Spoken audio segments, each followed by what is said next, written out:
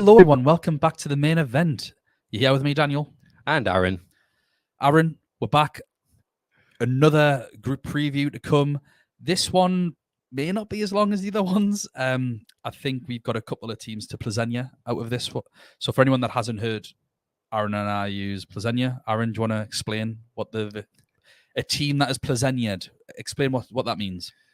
So basically it means that there's a team where, regardless of domestic form, they are not a team to be able to invest in for Champions League, either based on fixtures or based on price, or just based due to kind of, we just have no interest in the team. We know that they're going to get beat every game. And so Plezenia, obviously going back to the group of death last season, but basically due to them, regardless of how they performed in their own domestic league, we weren't going to get any of their players in. And so they got Plezenia, and it became a thing where we just would skip the team. But it means, with love and respect, we're not saying that they're a bad team. They're a Champions League team still. But in terms of fantasy Champions League, we're not picking them. Yeah. Basically. I think the one sort of difference with this group is that there are two teams that might have got Plezenia. So what do we do when they're against each other, Dan? Exactly. What do we do? So I think in that case, we'll do something a very quick fire if you were to pick a player for when they play against each other. That being said, I would like to remind everyone that they play against each other in match day 2, which means that I think a lot of people are going to be limitless wildcarding. So let's They're playing a chip in match day 2, I think, for a lot of people. Yes. So you're probably not going to want them then. And then obviously it's going to be match day 5. In which there's rotation. And we aren't predicting until match day 5 yet, really. So who knows? Maybe by then. But if anyone becomes overly apparent, then we'll let you know. But we'll start with Man City. The reigning champions. The reigning champions of everything, of just football in general, except for the League Cup, thanks to Southampton. We love you, Southampton. For anyone that's been living under a rock, they've signed Jeremy Doku, Gvardiol, and Nunes. Their transfers out, Mahrez and Laporte are the main ones. They've obviously got other things. I think Cole Palmer, I don't know whether that went through to Chelsea. Did it go through? Yeah. He wasn't playing too much anyway. It was when we do these, it's the main ones. We're not going through all the ins and outs and loans and that sort of thing.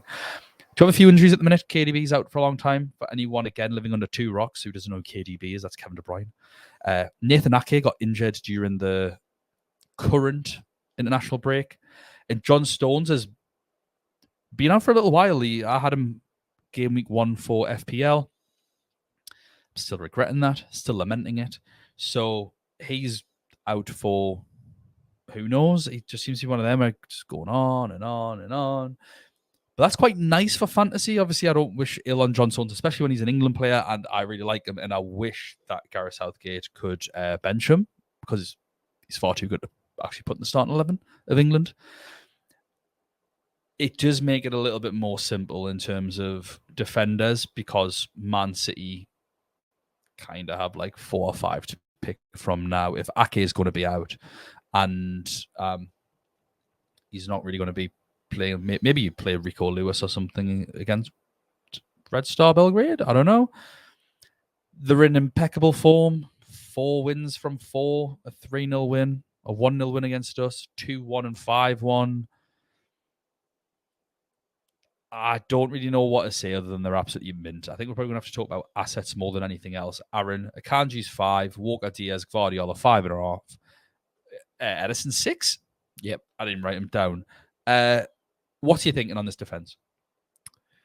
Well, Ruben Diaz is the player with the most points last season for Man City. He got 75 last season, and he was integral to them. In terms of 5.5, I don't think there's too many like really like expensive defenders that we're desperate to get into our team. I think it's not like kind of like a Trent Alexander-Arnold kind of situation where it doesn't matter how much he is, we're going to try our best to get him in our team. So I feel like it kind of opens a lot of flexibility in terms of that. So DS with the ball recoveries, I think that makes him a really, really good asset. And it shows with the amount of points that he got last season.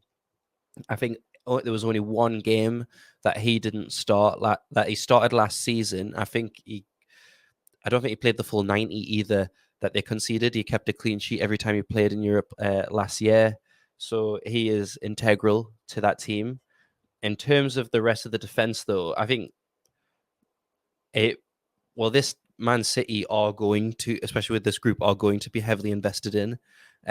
We are going to have multiple players from this team. And so, especially before the kind of rotation kicks in, match day 5 and 6, we want to exploit. They want to get through. They want to be able to put their feet up as much as they can, closer to the end of the group stage. In terms of the defense, though, DS 25% owned, so a quarter of teams have him in. Ake 15%, which obviously that'll change depending on the nature of his injury. But I don't know if that's just more due to his price at 4.5. I think his price has a lot to do with it. With him being injured now and likely injured for this game, out of all these players, seems to be the one that can get injured the most. He's got to be a hard avoid. I think it's interesting that you say Diaz has the most amount of points. I think there are two clear picks of that defense in the Akanji and Diaz. And for me, the reason is because Ake is injured, because John Stones is injured. I feel like the two. I know that they play a back four, or they'll play one fullback that'll push into the midfield, and then the other fullback's actually sort of a centre back that'll chuck across. So Gvardiol and Walker are the most at risk for rotation, in my opinion, because I think Lewis can play both sides, and I think they might still have Gomez at left back as well. I'm not sure how many minutes he'll get, because he sort of messed it up a little bit for them last year against Copenhagen, I think it was. So with that in mind, I can see Gvardiol, but particularly Kyle Walker, being rested for a game like this. Lewis plays. He's quite cheap, but that's a risk. It's such a risk to gamble on that, on Lewis actually playing.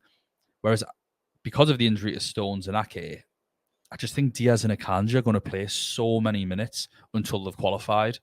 And with Akanji being 5 million less than the rest, I think that's a cheat code. He's in my team. I think that's a steal because, yes, I do agree that Diaz is likely going to get more points. But I think Diaz is maybe 1 point more game, and I'd rather have the 0.5 million to invest elsewhere. I don't think either of them are outstandingly dangerous from set pieces with regards to actually putting the ball in the net or getting assists, unless Kanji wants to continue standing in the way of the ball and jumping out of the way of it at the last minute. But I mean, would you, just for those that have picked Edison, loads of people have picked Edison. 21%. Why? Someone write in the comments, what if you've got Edison, why have you got Edison? Is it because he's nailed when he's not? Because Ortega played 2 games last year? This is the type of group where you would play Ortega. Yeah, like I'd be playing to make Ortega. sure he get, like, if they have a chance of winning it again this year, that he gets his medal. Yeah, I'd be, but personally, I think that be playing Ortega. That's my hot take. Maybe I'd say maybe not in the first game, but later on, Red Star Belgrade in the first game. Yeah, you don't want to be making a goalkeeper transfer if you can help it. Yeah, I think there are so many good value goalkeepers that this just doesn't feel right. Yeah, Akanji 11%, Gvardiol 8%, Kyle Walker 7%, Stones 5%. 5% picking an injured player. Classic.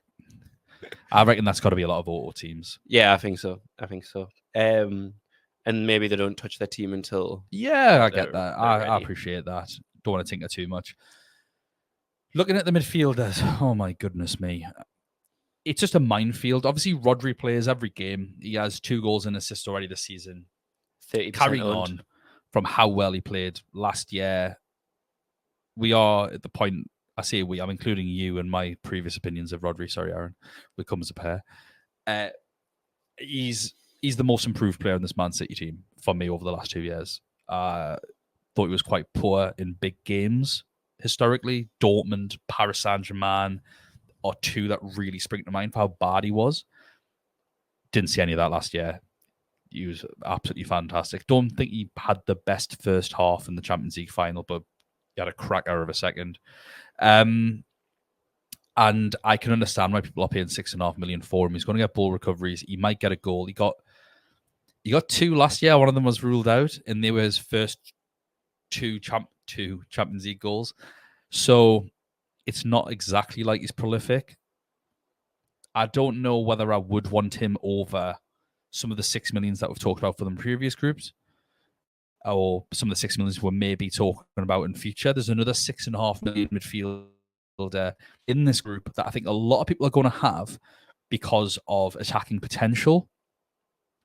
So the Rodri situation's interesting. I think Kovacic picked up an injury over the international break as well. No idea how serious that is.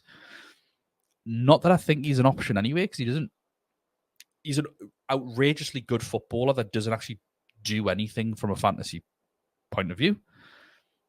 Doku's just signed 7 million. I thought he did well in his opener against Fulham. Foden 8 million. And Alvarez 7 million. You've also got other players like Bernardo Silva, but he's not really been featuring heavily into. He's sort of been in and out. Whereas I think Foden has been playing a lot in the team, and it's just been a case of he's been injured at time. So he was poorly, wasn't he? In the 2-1 win, he was poorly, and then he came back in. There's too much to unpack for me personally from that Man City midfield. I do think Alvarez likely plays, but he's a forward on the game. What are you thinking about this Man City midfield?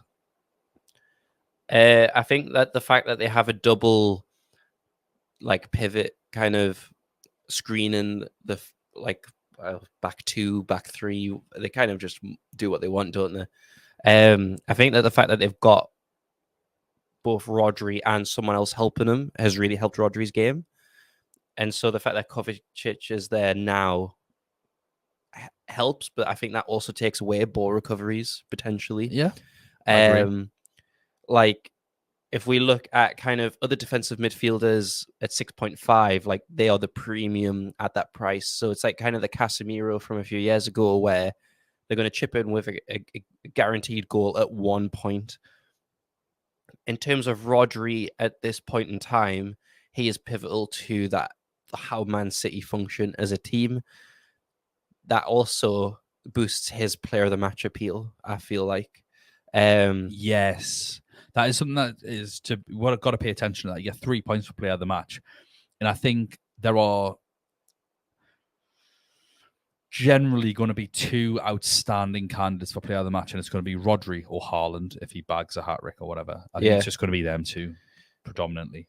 But the only downside to it is who they're against. I think the opposition are not going to have the ball that much for them to get ball recoveries. So Rodri, I think he's a great, he's such an improved player, but he's actually not in my team currently. And because of opposition and because there's 2 defensive midfielders now, I don't think he's going to have enough ball recoveries for that premium defensive midfielder kind of price point.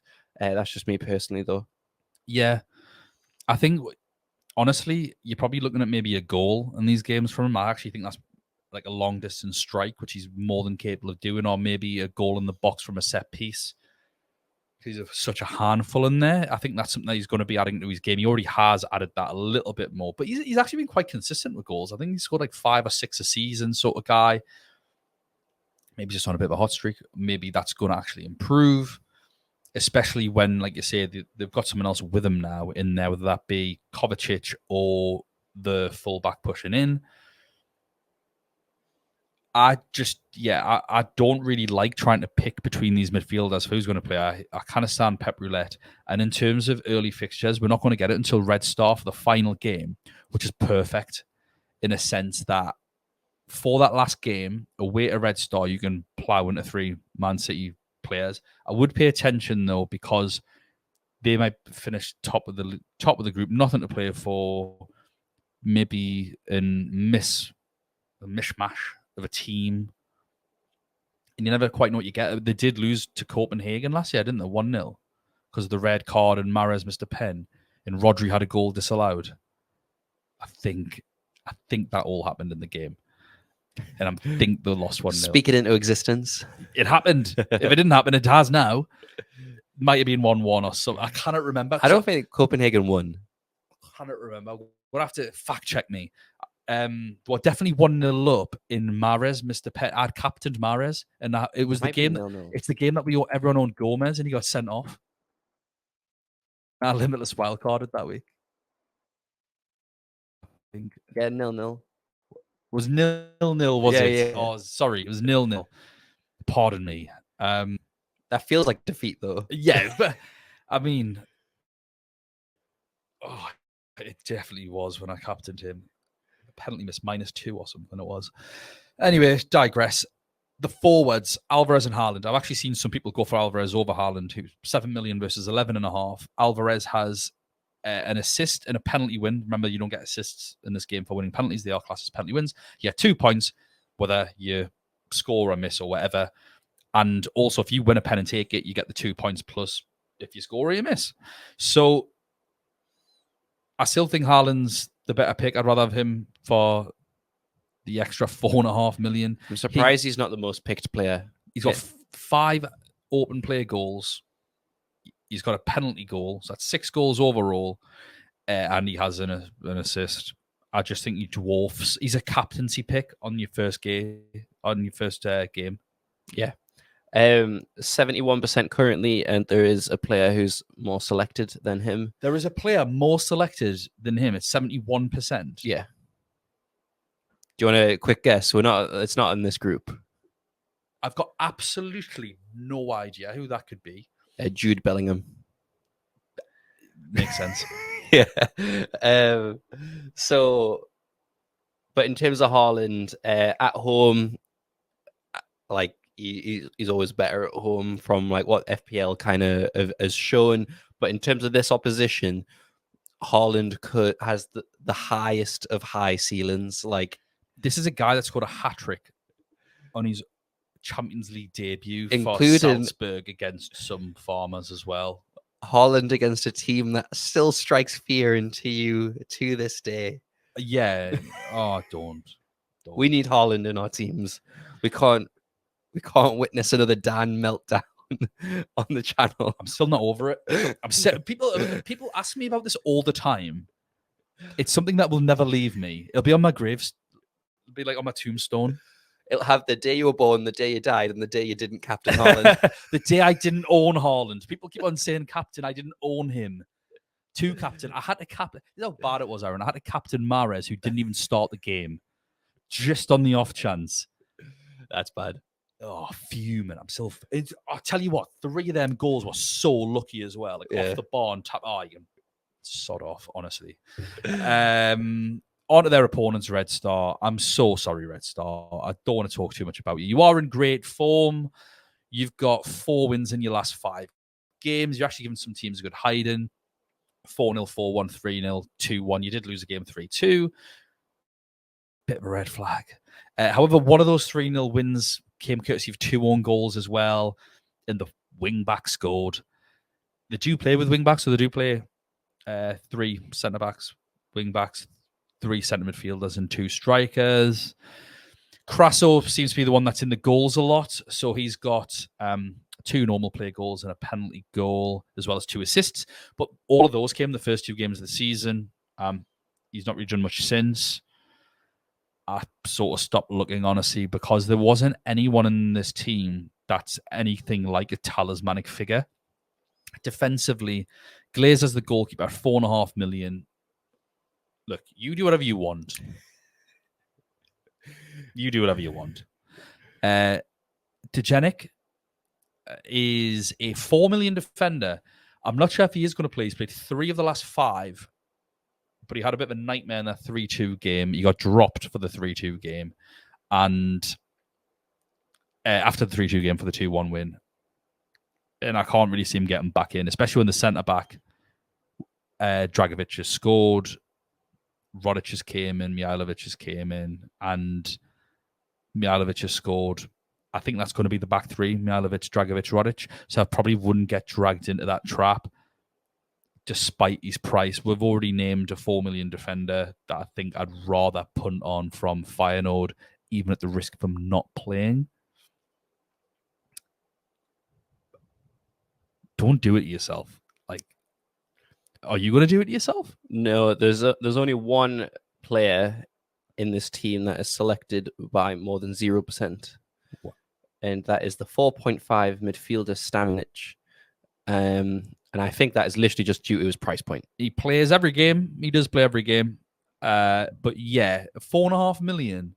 Yeah, go for Sociedad's 4.5 million midfielder, Banastera. I think I actually have him in. But yeah, I think that's literally just price point, but there's better. Yeah. If you're the 1% watching this, I doubt it, but please change. Maybe they are the fans. Yeah, maybe they are fans of the team. To all you Crvena Zvezda fans, welcome to the channel. We are ever so sorry. Next game. Oh, actually, no, we've got the prediction. What we're going for for this game? 3-0. I'm going to go 5. Nice round, odd number. 5-0. I'm going to go for. And I can see I've got Haaland. I'm going to captain him. I can see him not even lasting an hour. I think he bags a brace or a hat-trick off for the weekend. Happy days. Get your goal bonus, son. On to the next one. Something to think about, maybe. But it's got to be a meltdown, isn't it, if they win 5-0 and Haaland doesn't score? It's like that time. It's a good thing it's on the first day. Exactly. When Liverpool beat, I think it was Bournemouth or something, 9-0, 9-1, and Salah didn't get a return. Oof. I don't know what it is. It's got that sort of feeling. I'm not backing against Haaland ever again in my entire life, though.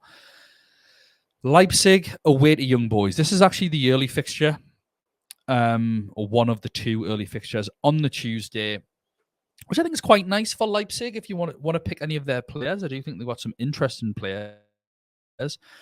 I do want to fly through some of their transfers in and out, and some of their injuries, etc. Just keep on top of things because I've had a lot.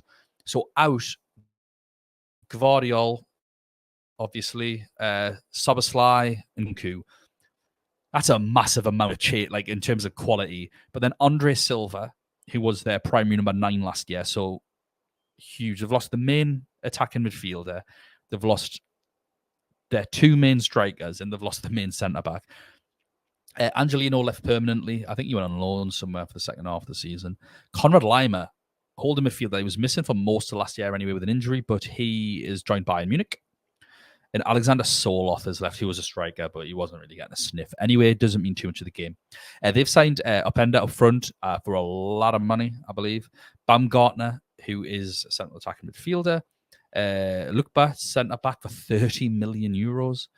Benjamin Sesko, who they'd signed last summer but loaned back to Salzburg, I believe. He's a very good player. I think Newcastle were looking at him as well before we signed Alexander Isak. But he's a really good talent, Sesko. Striker, but operates on the right a lot as well. Seevold and Xavi Simons. So they've had a busy transfer period, injuries-wise. Simikan's injured. I don't know when he's back. Hadara, central midfielder, he's back in September sometime, so he's likely going to miss the Young Boys game. We'll get a better idea of how he's going to be reintegrated back into the squad. And we're not going to want him for match day 2 against Man City anyway, I doubt. Dani Olmo got injured for Spain during the international break. I think that's scuppered a lot of people's plans because he did unbelievably well in the final of the German Cup against Bayern Munich. Did he score a hat-trick? Yeah. And then he got a goal and assist in his last 2 games. Sorry, 2 goals and an assist in his last 3 games. My apologies to you, Dani Olmo, for underselling you. I just think he was in so many people's teams And with that injury, he's going to have to come out. I'm not sure when he's back, but I don't think it's anytime soon. I think it sort of came out today. For anyone curious about how Leipzig play, they play a back four with two holding midfielders. They then play two central attacking midfielders, or right and left. And they've got two strikers who have sort of freedom to play a box, but also come out wide. They're quite fluid in that sense.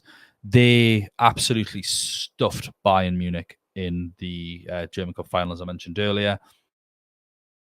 They then lost the first game of the season 3-2. Classic Leipzig.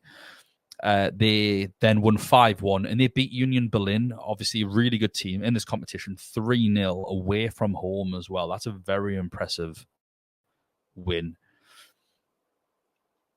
Aaron, anything crying out to you from Leipzig before we're jumping in individual players?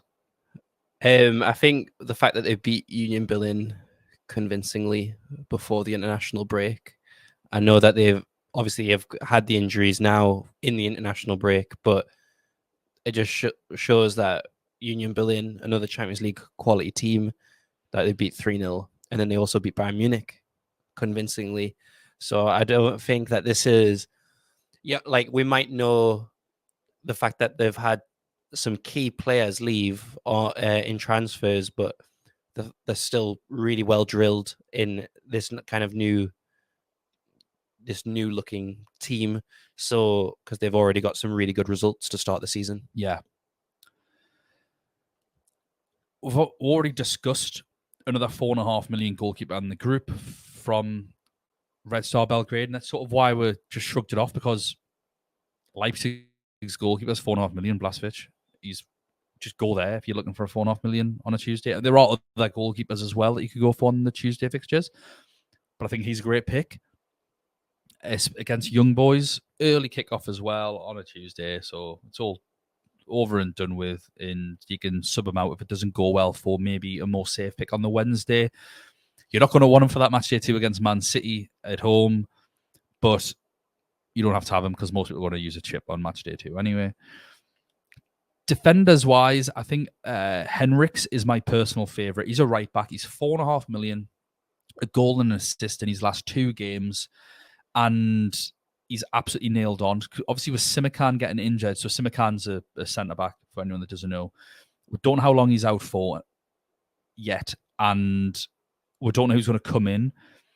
Orban's more expensive, doesn't offer loads of attacking threat. If anything, it's just from set pieces, really. And he doesn't do that often enough. There is Raum at left back, 2 assists in his last 3. Do you know how much Raum is? 4.5.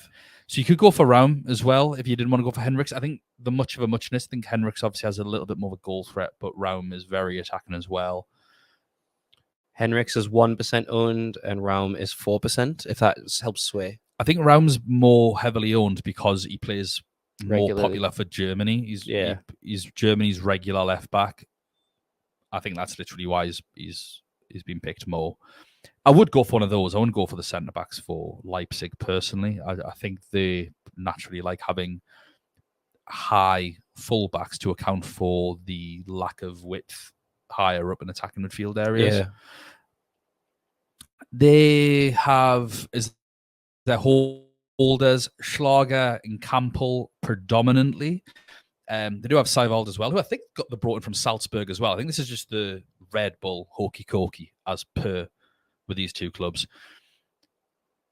All of them are fine if you're looking for like holding midfielders. I personally wouldn't go with them. Just I don't know how many they're going to get, and I think for the price of them all, none of them are like really cheap. I think you're going to go for. Obviously, people would have went for almost 7 million, but I think the other midfielder that's outstanding in this category is Xavi Simons at 6.5 million, who has 2 goals and 3 assists in his last 2 games. Any thoughts on any of these midfielders so far? He's 10% owned, Simons, but is it Seawald? He's 12% owned, but he doesn't play. 4.5. Like when I first saw it, I was like, oh, 4.5 midfielder that plays for a good team. I think, again, it's just the kind of price point, and I guess we kind of just gravitate towards Leipzig. I think it's price point, and I think anyone that's a little bit more familiar with the game would have seen him and went, "Oh, he plays every week for Red Bull," but it's Salzburg, not Leipzig. Yeah. It's annoying when you look at them and you're like, well, which I find it so difficult to remember which one played for which half the time, and it's like invariably it's usually both of them. But yeah, I think that's it. People would have seen, oh yeah, Saville played a lot for Salzburg last year. Salzburg do get ball recovery points. I think he's potentially like a next year pick. Yeah, potentially. We need to see who's going to play in more games for them, but Campbell and Schlager played the last two together. Werner hasn't been playing much as a striker. When he does play, he's been playing as one of the attacking midfielders. So I think Werner's a bit of a no-go for everyone. Like, I needed to tell you that. Like, you needed to watch this to tell you that. Striker-wise, it's been Openda, it's been Olmo, who's now injured. Poulsen's been in there. But Sesko came off the bench against Union Berlin and bagged a brace. Openda's got 2 goals in his 3 games. So I think Openda's probably the safe pick. He started all 3 games this season in the league. 7.5 million. So you can join that category again. There's just so many 7.5 million midfielders. Against Young Boys away, I think it's a good fixture. But Young Boys, I think they beat Man United at home. 1-0. I remember Saka got sent off. I'm glad you said 1-0 because I thought it was 2-1. So I'm glad you said. Ooh, it might have been. Let's check. More fact checking. I remember Saka got sent off, and it was hilarious. Because I didn't own any Man United players. 2-1. 2-1. Good job. Oof. Mate won. Yeah. So we know that Young Boys aren't terrible, but I also think that Man United team are particularly bad on the day. From what I remember watching, the start. It's all Ronaldo's fault. It was all Ronaldo's fault. He's lazy. He's just a lazy. Who wants laziness when you can? I don't care if he scored 1,000 goals. He's lazy. Sesko is interesting. Also 7.5, but his problem is I don't know whether he's going to start, and I'd rather just have Feyenoord's forward or Morata or someone like that I know is going to play against someone that is poor. I think that's the issue with these players for Openda and Sesko, but they're there for you if you want to take a punt on them. Any other thoughts on Leipzig in general? Any other players? Anyone that you're looking at? Nobody that I think you've mentioned everyone. Right, Aaron, I know you're really, really excited to do a deep dive on Young Boys. That sounds very interesting for this podcast. That also, that came out in a particular way. Yeah, no. No. Join our Patreon for that. No. The fact that they're at home helps them out because they have gotten results in the past. I think the biggest question is, who do you see finishing 3rd or 4th, Young Boys or Red Star? Young Boys. I just think them finishing 4th. I see Young Boys finishing 3rd. They give Atalanta a run for the money a couple of years ago. They beat Man United, as we've discussed. I think they've got more experience. I think they're technically actually like a fairly good team. Like, they know how to retain possession of the ball. These aren't going to be whipping boys. I just think against Man City, they're going to be hopeless. And that's not their fault. That is Man City's fault. And opening day, I just think Leipzig's the one that you maybe not going to want. And then it's just the positions for me. It's who do you go for? The goalkeeper's 4.5 million. Would you not just rather have Leipzig's goalkeeper? Yeah. And then you've got all the defenders are 4.5 million. But would you not just rather have Leipzig's fullbacks? And then you've got the midfielder, 5.5 million, Emery. And the reason I pulled him out was because he's the cheapest midfielder that actually plays, and he's done nothing. So would you not just rather have someone else? And that's the issue with this game, is it just puts in a position where I'd just rather have this other player. And it's a shame. In terms of Young Boys to qualify, they drew 0-0 and then won 3-0. Ugrinic scored, Itten scored, Elia got an assist. I don't think there were assists for the other goals, and I think one of them was an own goal. Then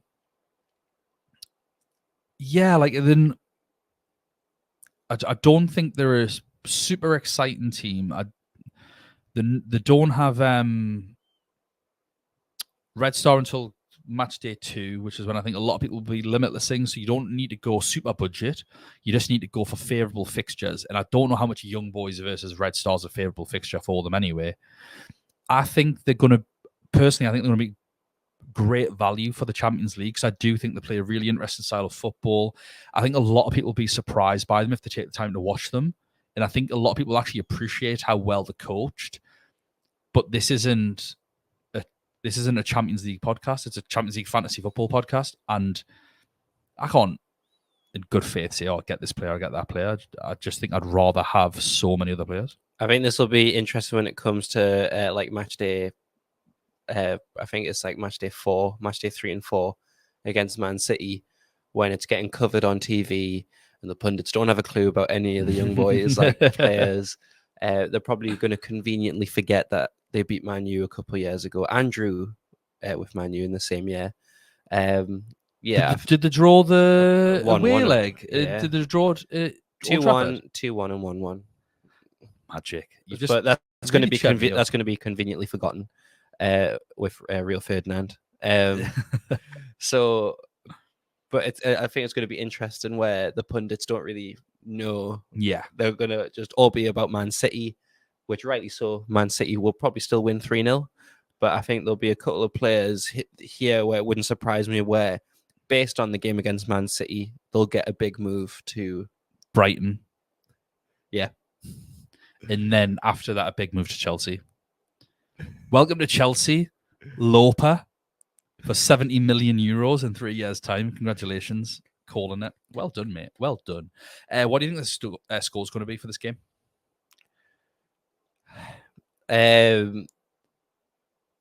Tough. I think I had Leipzig to win.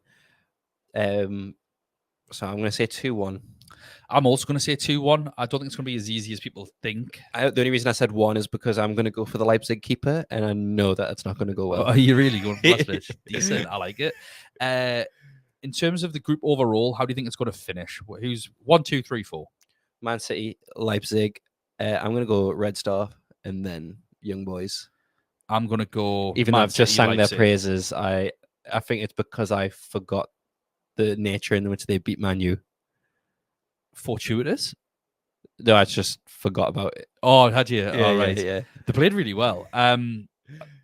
You made me come back around. I'm like, I'm going to go for... obviously, Man City, Leipzig, then Young Boys, then Svena Zvezda is the fourth place. I did the Joe Cole.